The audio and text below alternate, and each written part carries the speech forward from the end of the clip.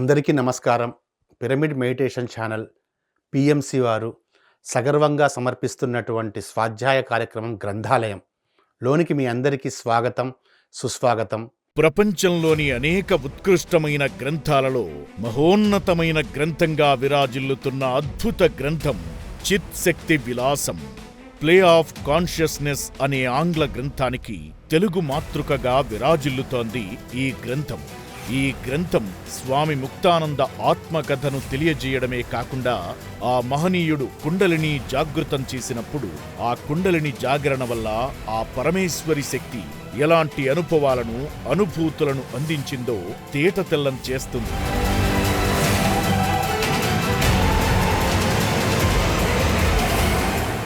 సాధారణంగా కుండలిని జాగృతమైన తరువాత అందరూ సమాధి స్థితికి వెళతారు. కానీ సమాధి స్థితిని కూడా ఒక సాక్షిగా చూసి దానిని విపులంగా వర్ణించిన అద్భుత పుస్తకమిది. కుండలిని జాగృతం వల్ల ఆ పరమేశ్వరి శక్తి దాని యొక్క స్థూల సూక్ష్మ కారణ మహాకారణ శరీరాలలో ఎలాంటి అద్భుతాలు చేసి చైతన్య స్థితికి తీసుకెళ్లి అద్భుతాలను ఆవిష్కరిస్తుందో విశదీకరించిన ఈ గ్రంథం నేడు గ్రంథరాజాలలో ఒకటిగా విరాజిల్లుతోంది. స్వామి ముక్తానంద అనుభవాల సారాన్నంతటినీ క్రోడీకరించిన ఈ అద్భుత గ్రంథం నేటి గ్రంథాలయం కార్యక్రమంలో మీకోసం. నా పేరు మహమ్మద్ అల్లాబక్షు, కోదాడకు చెందినటువంటి పిరమిడ్ మాస్టర్ని. నేను గత 5 ఎపిసోడ్లుగా పరమహంస స్వామి ముక్తానంద పరమహంస గారి యొక్క ఆధ్యాత్మిక ఆత్మకథ అయినటువంటి చిత్ శక్తి విలాసం, ప్లేయింగ్ ఆఫ్ కాన్షియస్నెస్ గురించి మనం తెలుసుకున్నాము. గత 5 ఎపిసోడ్లలో మనం ఏం తెలుసుకున్నాము అంటే, సంక్షిప్తంగా ముక్తానంద పరమహంస గారు ఒక మంగుళూరులో 1908వ సంవత్సరంలో జన్మ తీసుకొని తన బాల్యం నుంచే సత్సంగాల పట్ల, ఆధ్యాత్మికమైనటువంటి విషయాల పట్ల ఎంతో ఆసక్తిని కలిగి ఉండి, తనకు 15 సంవత్సరాల వయసు రాగానే ఆత్మ సాక్షాత్కారం కావాలి, భగవంతుని సాక్షాత్కరించుకోవాలి అనేటువంటి తపనతో 15 సంవత్సరాల వయసులో తను ఇంటి నుంచి బయటికి వచ్చేస్తారు. మొదటిగా సిద్ధరూఢ స్వామి గారి ఆశ్రమానికి వెళ్తారు. అక్కడే ఆయనకి స్వామి ముక్తానంద అనేటువంటి పేరు లభిస్తుంది. అక్కడి నుంచి తరువాత 20 సంవత్సరాలు భారతదేశం మొత్తం పరిభ్రమించి 60కి పైగా స్వాములని, యోగులని, ఋషులని కలుసుకొని ఎంతో జ్ఞానాన్ని నేర్చుకొని ఇక తన అంతరంగంలోకి ప్రవేశించాల్సినటువంటి సమయం ఆసన్నమైంది అని అర్థమైనప్పుడు ఆ పవిత్రమైన హృదయంతో స్వామి ముక్తానంద గారు ఆ గణేష్పురిలో ఉన్నటువంటి భగవాన్ నిత్యానంద గారి యొక్క అనుగ్రహణ శక్తితో స్వామి ముక్తానంద గారికి దివ్యమైన శక్తిపాతం కలిగి తనలో ఉన్నటువంటి అంతరంగిక పారమేశ్వరీ శక్తి అయినటువంటి కుండలిని జాగృతమై తనను సంపూర్తిగా 1956 సంవత్సరంలో అంతిమ సాధన ముగించుకొని ఆయన పరమహంసగా రూపుదాలుస్తారు. ఆ తర్వాత 1961 సంవత్సరంలో గణేష్పురి ఆశ్రమం యొక్క సిద్ధ గురువుగా ఆయన పరివర్తన చెందుతారు. బాబాగారు 1970వ సంవత్సరంలో మొట్టమొదటిసారిగా విదేశీయానం ఆయన చేస్తారు. అప్పుడే ధ్యాన క్రాంతి అనేటువంటి ఒక కార్యక్రమాన్ని ఆయన ఏర్పాటు చేస్తారు. దానికంటే ముందే ఒక సంవత్సరం ముందంటే 1969వ సంవత్సరంలో తనకు వచ్చినటువంటి మెసేజ్ ప్రకారంగా తన సాధన గురించి, తన సాధనలో ఎదురైనటువంటి అనుభవాల గురించి తాను చెప్తుండగా మహాబలేశ్వర్లో తన శిష్యులు దాన్ని రాస్తారు హిందీలో. అది తెలుగులో, ఇంగ్లీష్లో, చాలా భాషలలో కూడా అనువాదంగా మారి ప్రపంచ ప్రసిద్ధ గ్రంథరాజంగా పేరుగాంచింది. దీనిలో ముఖ్యంగా మనకి గురువుగారు చెప్పేటువంటి విషయం ఏంటి అంటే, ప్రతి ఒక్క మానవుడిలో వారు పురుషులైనా స్త్రీ అయినా కూడా వారి ఏ శక్తి అయితే వారి ప్రాణాన్ని నిలిపిపెట్టి ఉంచుతుందో అలాంటి ప్రాణశక్తి ఉంటుంది. అది సాక్షాత్తు ఆ మహాదేవి యొక్క శక్తి. దాన్ని కుండలినిగా మనం భావిస్తాము. ఈ కుండలిని శక్తిని జాగృతం చేసుకున్నటువంటి మానవుడు సకల సంతోషాలతో ఆనందంగా ఉంటాడు అని చెప్పి కుండలిని శక్తి యొక్క ప్రాముఖ్యాన్ని ఎంతో వివరించారు. గత 5 ఎపిసోడ్లలో మనం దాని గురించి వివరంగా చెప్పుకున్నాము. అలాగే ధ్యానము, మరి కుండలిని శక్తి యొక్క ప్రాముఖ్యత మనకు అర్థమైంది. మరి కుండలిని శక్తి యొక్క జాగరణ ఎలా చేయాలి అన్నప్పుడు ధ్యానము అనేటువంటి ఒక ముఖ్యమైనటువంటి ఆ దివ్య పదాన్ని మనకు ఉద్బోధించారు. అందుకే ధ్యానం చేయండి, ధ్యానం చేస్తూనే ఉండండి. ప్రపంచంలోని ప్రాపంచిక సుఖాల కోసం మీరు బయట ఎంత వెతికినా కూడా ప్రయోజనం లేదు. ప్రపంచంలో ఉన్నటువంటి ఈ ప్రాపంచిక సుఖాలన్నీ కూడా మీ అంతరంగంలోనే ఉన్నాయి. ఎప్పుడైతే మీరు ధ్యానం చేస్తారో, ఆ ధ్యానం చేసినప్పుడు ఈ ప్రాపంచిక సుఖాలు ఏవైతే ఉన్నాయో స్పర్శగా, ధ్వనిగా, రుచిగా మనం వేటినైతే భావిస్తూ ఉంటామో, సంతోషంగా, రూపంగా మనం వేటినైతే భావిస్తూ ఉన్నామో అవన్నీ కూడా మీ శరీరంలోనే, మీ అంతరంగంలోనే మీరు దర్శించుకోవచ్చు. ఒక అద్భుతమైనటువంటి ఒక వ్యక్తిగా మాత్రమే కాకుండా ఒక దైవంగా మీరు విరాజిల్లవచ్చు అని చెబుతూ, గత ఎపిసోడ్లో మనం దేనితో ముగించాము అంటే ధ్యానానికి సంబంధించినటువంటి అమూల్యమైనటువంటి దివ్య వాక్యాలు. ధ్యానం నీకు మిత్రుడు, నీకు మార్గదర్శకుడు, నీ కోరికలను తీర్చగల కామధేనువు, నీ కల్పవృక్షం. అందుకోసం ప్రతిరోజు కొంతసేపు ధ్యానం చేయడం అభ్యసించు అని మనం నేర్చుకున్నాము. అలాగే ఈనాటి ఎపిసోడ్లో మనం ప్రపంచంలో ఉన్నటువంటి పారమార్థం ఏంటి, అసలు ప్రపంచంలో ఏం చేయాలి, మీరు ధ్యానం చేయాలి అని మనం తెలుసుకున్నాము, జన్మ తీసుకున్నాము, భౌతిక ప్రపంచంలోకి వచ్చాము. ఈ ప్రపంచంలో ఉన్నటువంటి పరమార్థం ఏమిటి అన్నటువంటి చాప్టర్ని మనం ఈరోజు స్వాధ్యాయం చేసుకుంటాం మిత్రులారా. ఇది మన 6వ ఎపిసోడ్. మానవుడు ధ్యాన యోగాన్ని తన నిత్య జీవితంతో జోడించి, చాలా కీలకమైనటువంటి పదం అండి, ఫస్ట్ పర్సనల్గా చెప్పుకుంటుంటాం మనం. మానవుడు ధ్యాన యోగాన్ని తన నిజ జీవితంతో జోడించి, ఎక్కడో అడవుల్లోకి వెళ్ళో, హిమాలయాల్లోకి వెళ్ళో, కీకారణ్యంలోకి వెళ్ళో మనం చేయాల్సిన అవసరం లేదు. ధ్యాన యోగాన్ని ఎక్కడ ఎలా చేయాలి, మన నిత్య జీవితంతో జోడించాలి. అంటే మానవుడు తన నిత్య జీవితంతో ధ్యాన యోగాన్ని జోడించి తన విధులు తాను నిర్వర్తించుకోవాలి.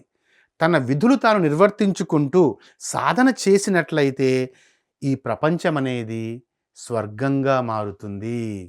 చాలా కీలకమైనటువంటి సందేశము స్వామి ముక్తానంద పరమహంస గారు ఏమని మన అందరికీ బోధిస్తున్నారు అంటే, మానవుడు ధ్యాన యోగాన్ని తన నిత్య జీవితంతో జోడించి తన విధులు నిర్వర్తించుకుంటూ సాధన చేసినట్లయితే వేరు తాపాలతో కూడినటువంటి ఈ ప్రపంచం స్వర్గంగా మారుతుంది. మనము ఈశ్వరుడి నుంచి, పరమేశ్వరుడి నుంచి, పరమాత్మ నుంచి విముఖం కావడం వల్లే, మనము సముఖంగా లేక విముఖం కావడం వల్లే ఈ ప్రపంచమంతా దుఃఖమయంగా మారింది, యాతనమయమైంది. మీరు చిన్న ఉదాహరణ, ఒక పాయసం చేశారు అనుకోండి, దాంట్లో మీరు ఎన్నెన్నో వేశారు. మీరు బాదం వేశారు, పిస్తా వేశారు, యాలక్కాయలు వేశారు, ఎన్నో వేశారు. కానీ అత్యంత ముఖ్యమైనటువంటి పంచదారను గనక మీరు వేయడం మర్చిపోయారు. అప్పుడు మీకు రుచి ఎక్కడి నుంచి వస్తుంది? అదేవిధంగా ప్రపంచం యొక్క సరి అయినటువంటి రుచి మీరు ఆస్వాదించాలి అంటే అది కేవలం ధ్యానం వల్లనే లభిస్తుంది. అందుకే మానవుడు ప్రపంచాన్ని ధ్యానం ద్వారా తన ఆప్తమిత్రుడుగా చేసుకుంటాడు. ధ్యానం లేనటువంటి ప్రపంచం దుఃఖమయమవుతుంది, యాతనామయమవుతుంది. కానీ నిజానికి చూస్తే ఈ ప్రపంచాన్ని మనం సృష్టించుకుంది, ఈ ప్రపంచంలో ఒకానొక ఆత్మగా మనం మానవ శరీరాన్ని ధరించి ఒక మానవుడిగా మనం ఇక్కడ జీవిస్తూ ఉన్న దేనికోసం అంటే సుఖపడడం కోసం మాత్రమే మనం వచ్చాము ఇక్కడికి. అనుభవాలు తీసుకొని, అనుభూతుల్ని దర్శించుకొని సుఖపడడం కోసం మనం వచ్చాం. ఈ ప్రపంచం సుఖపడడం కోసం ఒక పెద్ద సాధనం. కానీ అది ఎప్పుడు సాధ్యం? ఈ ప్రపంచంలో సుఖపడడం ఎప్పుడు సాధ్యం అంటే, ఈ ప్రపంచంలో భగవంతుడిని నువ్వు పూర్ణ రూపంలో చూడగలిగినప్పుడే సాధ్యం అది. మనము ఈ ప్రపంచంలో పరమార్థం అనే యొక్క చాప్టర్లో మనం ఉన్నాము. ఈ ప్రపంచం యొక్క పరమార్థం ఏమిటి అంటే సుఖపడడం కోసమే.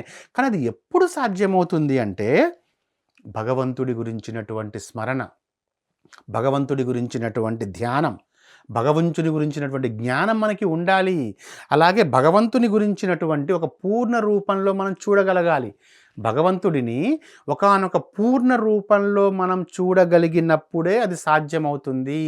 అందుకే భగవంతుడి స్మరణ, ఆయన ధ్యానం, ఆయన గురించిన జ్ఞానం లేకుంటే ప్రపంచం ఎలా ఉంటుంది? పనికి మాలినదిగా కనబడుతూ ఉంటుంది, రుచి లేనిదిగా కనబడుతుంది, రసహీనంగా కనబడుతూ ఉంటుంది. అందుకే మన పరమార్థం ఏంటి, మన డ్యూటీ ఏంటి, మనం ఏం చేయడం కోసం వచ్చాము ఇక్కడ అంటే ప్రపంచాన్ని, స్వజనాన్ని, మన కుటుంబాన్ని, బంధుమిత్రులని, మన ఉద్యోగాన్ని, వ్యాపారాన్ని, ప్రపంచాన్ని దేనిని త్యాగం చేయవలసినటువంటి అవసరం లేదు. మీరు ఇక్కడ త్యాగాలు చేయడం కోసం రాలేదు, సుఖపడడం కోసం వచ్చారు. అందుకే ఈశ్వరుణ్ణి వెతుక్కుంటూ 4 దిక్కులకు వెళ్ళి అలసిపోవాల్సిన అవసరం కూడా లేదు. ఈశ్వరుడు ఆ కొండపైన ఉన్నాడు, ఈశ్వరుడు ఈ అడవిలో ఉన్నాడు, ఈశ్వరుడు ఈ సముద్రం మధ్యలో ఉన్నాడు అని తిరిగి తిరిగి నలుదిక్కులా తిరిగి మీరు అలసిపోవాల్సినటువంటి అవసరం కూడా లేదు. శాంతిని వెతుక్కుంటూ నిన్ను నువ్వు పోగొట్టుకోవద్దు. శాంతిని వెతుక్కుంటూ ఎక్కడెక్కడోగా తిరిగి ఏ హిమాలయాలకో వెళ్ళి, ఏ అడవులలోకో వెళ్ళి నిన్ను నువ్వు పోగొట్టుకోవద్దు. నా ప్రియ మానవులారా, మీ స్వగృహాలలోనే ఉండండి. మీరు ఎక్కడైతే ఉన్నారో మీ సొంత ఇంట్లోనే ఉండండి, మీ స్వగృహాలలోనే ఉండండి.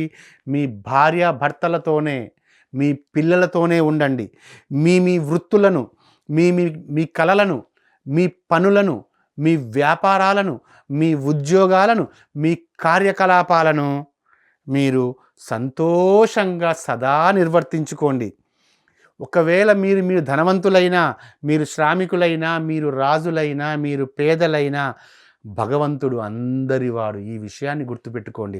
భగవంతుడు ధనవంతులకు ఎంత చెందుతాడో పేదలకి కూడా అంతే చెందుతాడు. భగవంతుడు సన్యాసులకు ఎంత చెందుతాడో గృహిణులకు కూడా అంతే చెందుతాడు. భగవంతుణ్ణి ప్రేమతో ధ్యానించండి. మీరు చేయాల్సింది ఒక్కటే, ఎక్కడెక్కడికో వెళ్ళాల్సిన అవసరం లేదు, ఎక్కడెక్కడో వెతకాల్సిన అవసరం లేదు. మీ స్వగృహాలలోనే ఉండండి, మీ అందరితో ఉండండి. ఉండి మీరు చేయాల్సింది ఏంటి? ప్రేమతో ఆహ్వానించండి. భగవంతుణ్ణి ప్రేమతో ఆహ్వానించండి. భగవంతుణ్ణి ప్రేమతో ధ్యానించండి. మీ అంతరంగంలో ఆయన పూర్ణ రూపంతో దర్శనమిస్తాడు. ఆయన యొక్క ప్రేమపూర్వకమైన దివ్యమైన ప్రకాశం దర్శనమిస్తుంది.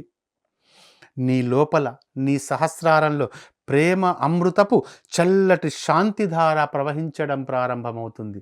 నువ్వు మీ ఇంట్లోనే కూర్చొని ధ్యానం చేసినప్పుడు నువ్వు స్వయంగా ఆనందం యొక్క రూపమే.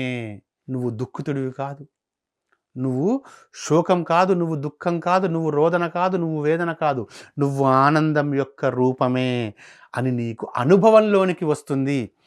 వినడం వేరు, చదవడం వేరు, అనుభవంలోకి రావడం వేరు. ఎప్పుడైతే నువ్వు ధ్యానిస్తావో నీకు అనుభవంలోనికి వస్తుంది. నువ్వు స్వయంగా ఆ శివుడు నేనే నేనే, ఆ రాముడు నేనే నేనే, ఆ కృష్ణుడు నేనే నేనే అన్న భావన కలుగుతుంది. నువ్వు ఆ మాటలు ప్రేమతో గానం చేస్తావు. నీ వేదన నశిస్తుంది, నీ శోకం ముగిస్తుంది. అలాగే నీ శరీరము కేవలం సప్తధాతువులతో కూడినటువంటి, పంచేంద్రియాలతోనే కూడినటువంటి ఈ పాంచభౌతిక శరీరం అని మాత్రం ఎప్పటికీ అనుకోవద్దు.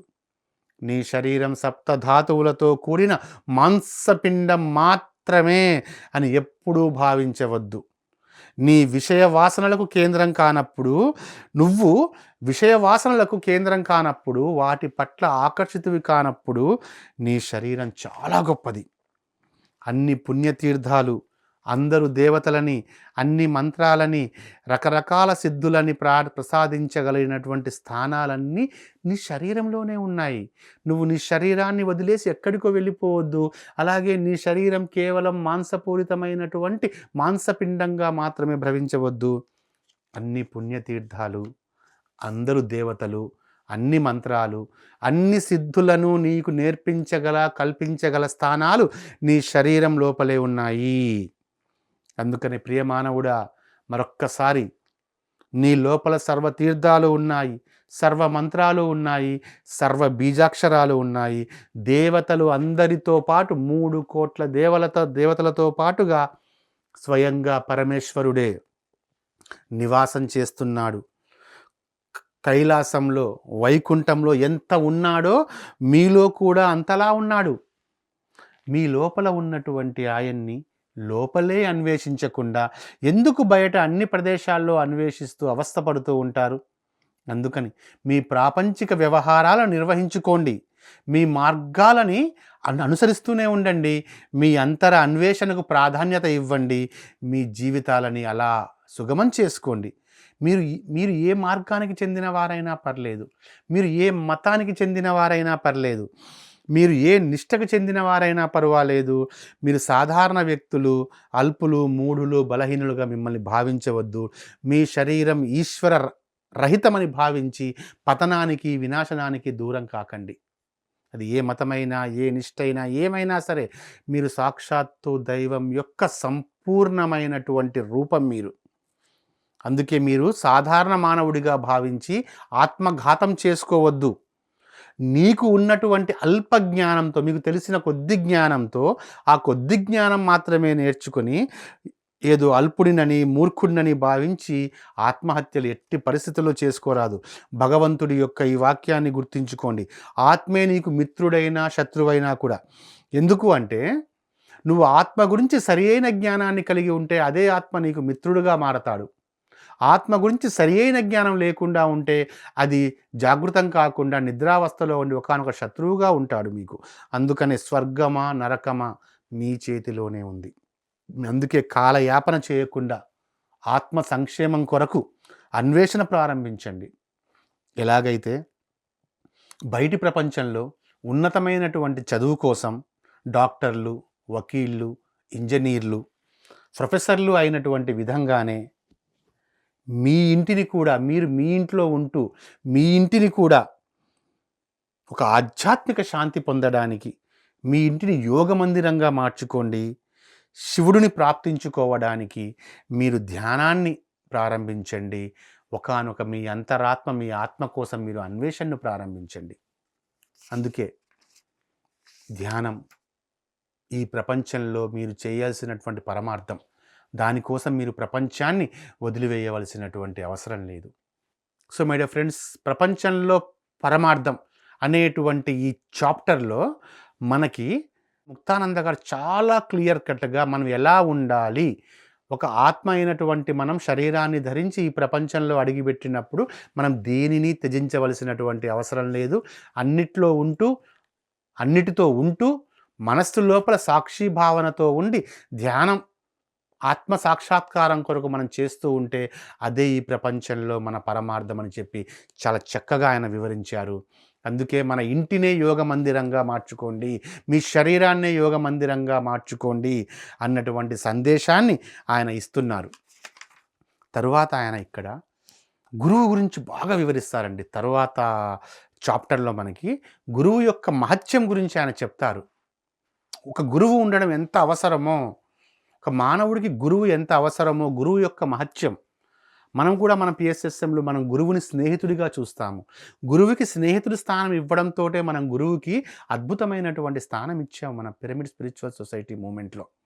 ఇక్కడ స్వామి ముక్తానంద గారి మాటల్లో, వారి యొక్క సిద్ధ పరంపరలో గురు మహత్యం ఏముందో, గురు మహత్యం అనేటువంటి చాప్టర్ ద్వారా మనం తెలుసుకుంటాం. అందుకే ఆయన ఏమంటారంటే, ఆ పరమేశ్వరుడి యొక్క సాక్షాత్కారం గురువు యొక్క కృప వల్ల సాధ్యమవుతుంది. మన సొంత సాధన ఉంటుంది, దానికంటే ముందు గురువు యొక్క కృప ఉండాలి. గురువు జ్ఞానంతో ప్రకాశించే పరబ్రహ్మ యొక్క వారసుడు. గురువు జ్ఞానంతో ప్రకాశించేటువంటి పరబ్రహ్మ యొక్క వారసుడు. అటువంటి గురువు యొక్క మహాకృపని పొందడం కూడా మనకి అవసరమే. గురువు యొక్క చెయ్యి మన మీద ఎప్పుడూ ఉండాలి.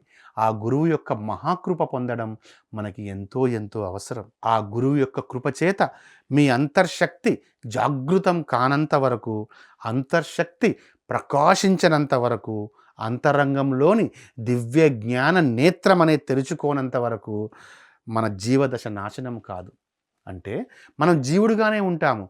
జీవుడి నుంచి ఏదైతే భగవంతుడిగా మనం ఎదిగేటువంటి, లేదా మన సహజంగానే ఆ చేసేటువంటి పరిణామక్రమం అనేది ఆ గురుకృపతోటి స్టెప్ బై స్టెప్ ఉంటుంది. గురుకృపతోటి మొదటగా మన అంతర్శక్తి జాగృతమవుతుంది. దాని ద్వారా మన అంతర్శక్తి ప్రకాశిస్తుంది. అప్పుడు మన అంతరంగంలోని దివ్య జ్ఞాన నేత్రం అనేది తెరుచుకుంటుంది. అప్పుడే జీవదశ నాశనమైపోయి బ్రహ్మదశలోకి మనం వచ్చేస్తాము. అంతవరకు మనం కేవలం జీవుడిగా భ్రమిస్తూ ఉంటాము. గురువు కృప వలన జీవదశని దాటివేసి బ్రహ్మదశ యొక్క దివ్యానుభూతిలోకి మనం వెళ్తాము. ఒకానొక మహారాజు నిద్రపోతూ స్వప్నంలో తాను ఒక బికారి అయినట్టుగా ఆ కలగంటే తాను నిజంగానే బికారిగా మారిపోతాడా? కాదు. అదేవిధంగా అజ్ఞానం అనేటి నిద్రలో ఉన్నటువంటి ఆత్మ, అజ్ఞానం అనే నిద్రలో ఉన్నటువంటి ఆత్మ తాను బద్ధజీవుడినని, తాను కర్త భోక్త తాను కాదు అని, తను అల్పుడుని అని, సాధారణుడు అని భావించి దుఃఖిస్తూ ఉంటుంది. అది మిథ్య అని మనం అర్థం చేసుకోవాలి. అందుకే అంతర్శక్తి వికాసానికి, దివ్యాప్త ప్రాప్తికి, పరమశివ పదాన్ని పొందడానికి మనకి మార్గదర్శకులు ఒకరు ఖచ్చితంగా అవసరం. మీరు వారిని గురువు అని పిలుచుకోండి, మిత్రుడు అని పిలుచుకోండి, మార్గదర్శకులు అని పిలుచుకోండి, ఏ పేరుతో మనల్ని పిలుచుకున్నా సరే ఒకరు మనకి అవసరం. ఆ మార్గదర్శకులు సంపూర్ణ సత్యాన్ని తెలుసుకున్నటువంటి శక్తివంతమైనటువంటి సద్గురువు మనకి అవసరం. ఎందరో మనకి గురువుగా నేర్పిస్తూ ఉంటారు. దత్తాత్రేయుల వారికి 24 మంది గురువులు ఉంటారు. కానీ సంపూర్ణమైన జ్ఞానాన్ని అర్థం చేసుకోవడానికి, శక్తిని వికసించు చేసుకోవడానికి మనకి సంపూర్ణ సత్యాన్ని తెలుసుకున్నటువంటి ఒక సద్గురువు మనకి అత్యంత అవసరం. మనం ప్రాణం లేకుండా జీవించలేం కదా, తెలుసు మీ అందరికీ. ప్రాణం లేకుండా ఎలాగైతే మనం జీవించలేమో, గురువు లేకుండా మనకి జ్ఞానం కలుగదు, శక్తి వికసించదు, అంధకారం నశించదు, మూడవ నేత్రం తెరుచుకోదు. మిత్రుడు, కుమారుడు, బంధుజనం, పత్ని వీరందరికన్నా కూడా మనకి గురువు యొక్క అవసరం ఎక్కువ. గురువుకు అవసరం ఎక్కువ ఉంది. ధనం కంటే, లలిత కళల కంటే, మీరు అధికారంలో ఉన్నటువంటి ఆ పదవుల కంటే, వీటన్నింటికంటే గురువు యొక్క అవసరం మనకి ఎంతో ఉంది. ఆరోగ్యం కన్నా, ప్రాణం కన్నా గురువు ఎక్కువ అవసరం. ఎందుకంటే ఆ శ్రీ గురువు యొక్క కృప వల్లనే మన శక్తిని మనం తెలుసుకోగలుగుతున్నాము, వికసించుకోగలుగుతున్నాము. గురువు యొక్క మహిమ రహస్యమయంగా ఉంటుంది, అతి దివ్యంగా ఉంటుంది. ఎప్పుడైతే గురువు యొక్క కృప మన మీద ఉంటుందో, గురువు మనకి జ్ఞానాన్ని బోధిస్తాడో, ధ్యానాన్ని బోధిస్తాడో, ధ్యాన మార్గాన్ని చెప్తాడో, అతను మనకి ఆ క్షణమే కొత్త జన్మని ఇస్తాడు. గురువు మనకి కొత్త జన్మని ఇస్తాడు, జ్ఞానం గురించి తెలియచేస్తాడు, సాధన గురించి తెలియచేసి సాక్షాత్తు మనమే భగవత్ స్వరూపము అని తెలియచెప్పి ఆ భగవంతుని ప్రేమను కలగజేస్తాడు.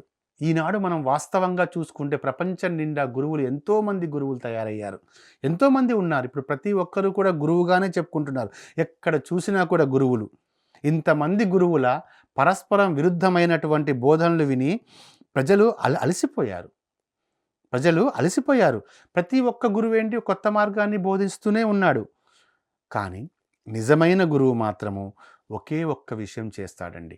ఎన్ని మార్గాలు చెప్పినా, ఎన్ని నూతనమైన పద్ధతులు చెప్పినా, అసలు సిసలైనటువంటి సద్గురువు తను నిజమైన సద్గురువు ఎవరు అంటే, గురుస్థానంలో ఉండడానికి అర్హత కలిగినటువంటి నిజమైనటువంటి గురువు ఎవరు అంటే, ఆ శిష్యుడి యొక్క అంతర్శక్తిని జాగృతం చేయగలిగినవాడు.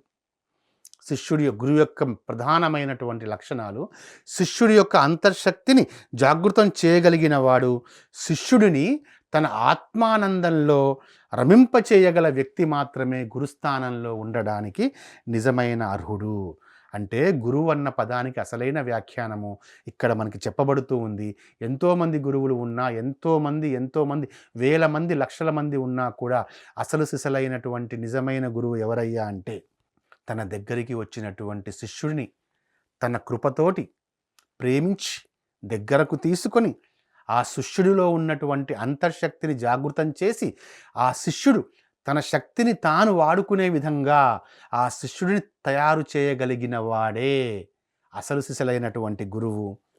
అలాగే మన పిఎస్ఎస్ఎం మూమెంట్లో కూడా తాను చేసినటువంటి శ్వాస మీద ధ్యాస ధ్యానాన్ని మనందరికీ నేర్పించి మనందరినీ కూడా గురువులుగా తయారు చేశారు. ఒక గొప్ప గురువు, సద్గురువు, మన పరమగురు, మన బ్రహ్మర్షి పితామహ పత్రిజీ. ఆయనకి మనందరం ఒకసారి అందరం కూడా ఆత్మపూర్వకమైనటువంటి ప్రణామాలు మనం తెలియచేసుకుందాము. అదేవిధంగా మన పిఎంసి ఛానల్ ద్వారా నిర్వహించబడుతున్నటువంటి గ్రంథాలయ కార్యక్రమంలో మనము ఈరోజు గురువు గురించి మనం తెలుసుకున్నాము. అలాగే ఇంకా గురువు యొక్క మహత్యం గురించి, గురువు ఇంకేం చేయగలడు, మనకు చాలా చిన్న పదంలా కనిపిస్తుంది మన గురువు అనేది. కానీ గురువు ఇంకా ఏమేం చేయగలడు, గురువు యొక్క మహత్యం గురించి, గురువు యొక్క ప్రాధాన్యం గురించి మనము స్వామి ముక్తానంద గారు, ఆయన తన గురువుని ఎంత ప్రేమిస్తారంటే, ముక్తానంద అంటే భగవాన్ నిత్యానందే అంటారు ఆయన. అలాంటి గురువుకు సంబంధించినటువంటి మరిన్ని విషయాల గురించి కూడా మనం నెక్స్ట్ ఎపిసోడ్లో మనం తెలుసుకుందాం మై డియర్ ఫ్రెండ్స్.